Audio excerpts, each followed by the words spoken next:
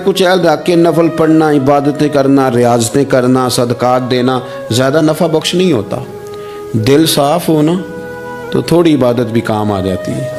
ये हदीस बताती है कि दिल साफ़ हो तो थोड़े सदके भी ज़्यादा नफ़ा कर जाते हैं। कुछ चीज़ों से दिल सख्त होता है।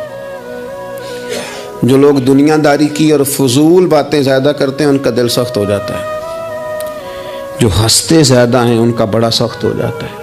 और सूफिया कहते हैं जो किसी पे हंसते हैं ना उनका तो मुर्दा ही हो जाता है, तो मामला ही ख़त्म हो गया। और जो लोग रिस्क हराम की तरफ बढ़ते हैं उनका दिल भी मुर्दा हो जाता है।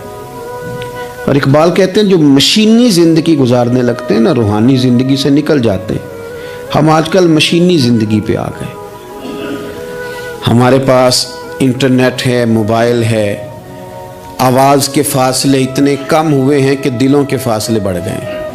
इकबाल कहने लगे दिल के लिए मौत है, दिल के लिए मौत है, दिल के लिए मौत है ये मशीनों की हुकूमत। एहसास मुरव्वत को कुचल देते हैं ये आलात, आलात पे जिंदा हैं हम। दिल के लिए मौत। और किसी के घर जाना, दरवाजे पे दस्तक देना, और कभी खत लिखना तो सोच सोच के, कभी काटना तो फिर लिखना। लफ्ज़ ये उसके शायान शान ने ये जुमला मैंने बदल दिया है, लेकिन अब बेबाकाना गुफ्तगू है। तू मुझे वाइस कर दे, मैं तुझे वाइस कर दूंगा, हाल ही कोई नहीं। तो क्या कोई सोचेगा, क्या कोई लिखेगा, क्या कोई उसमें खूबसूरती के रंग भरेगा। सख्त हो जाते हैं दिल जब आप मशीनों की ज़िंदगी में ज़िंदा रहते हैं। दिल नरम कैसे होते हैं?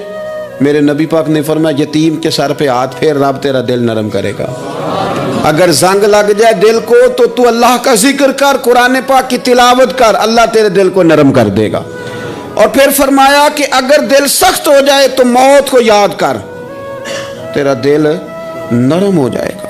अच्छों की सोबत इख्तियार करें तो दिल नरम हो जाता है। कब्रों की ज़ियारत करें, जाएं कभी अपने शहर के कब्रिस्तान में, गौर करें कि वो चौधरी साहब लेटे हैं, ये अल्लामा साहब लेटे हैं, वो फलां बहुत बड़े अफसर लेटे हैं, वो देखो वो मेरा अजीज लेटा है।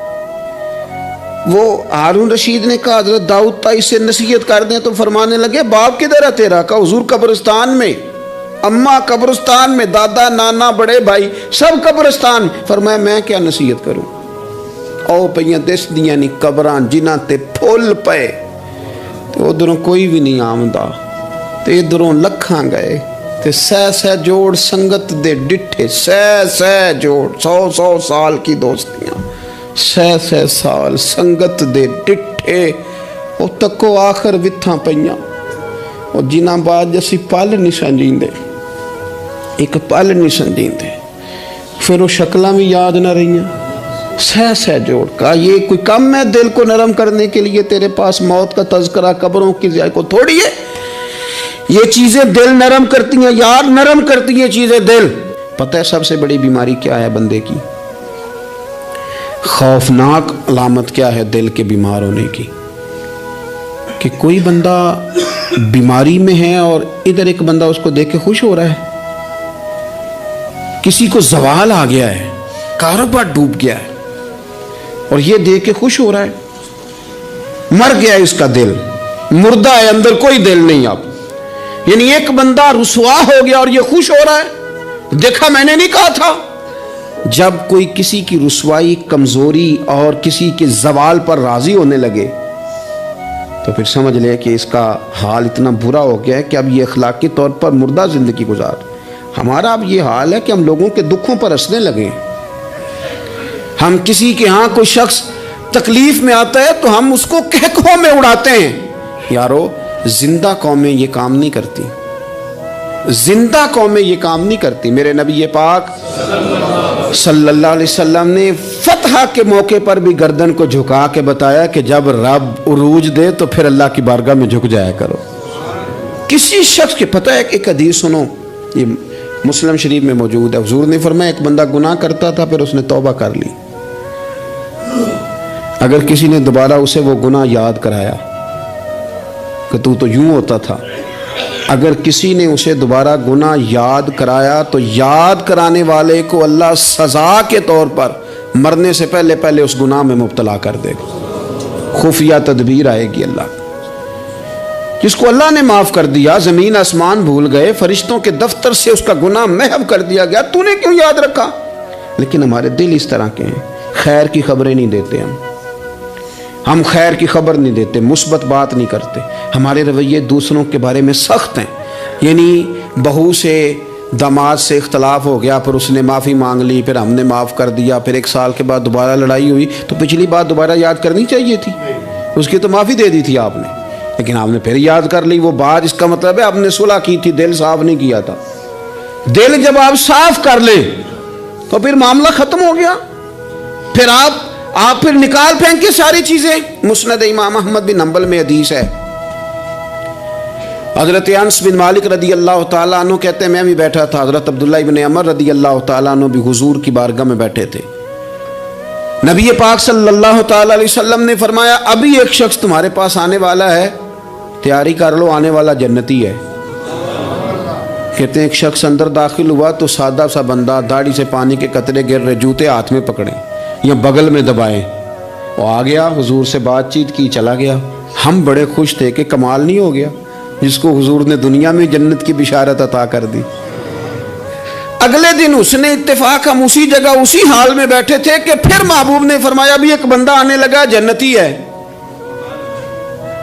کہتے ہیں وہ بندہ آیا تو دیکھ کے حیران ہو گئے، یہ تو وہی کل والا ہی بندہ ہے. اسی طرح داڑھی سے پانی کے قطرے گر رہے ہیں، جوتے اس کی بغل میں آ کے بیٹھ گیا. تیسرے دن اللہ کی قدرت ہم وہیں بیٹھے تھے، پھر حضور نے فرمایا بندہ آنے لگا، زیارت کر لو، تیاری کر لو، بندہ جنتی ہے.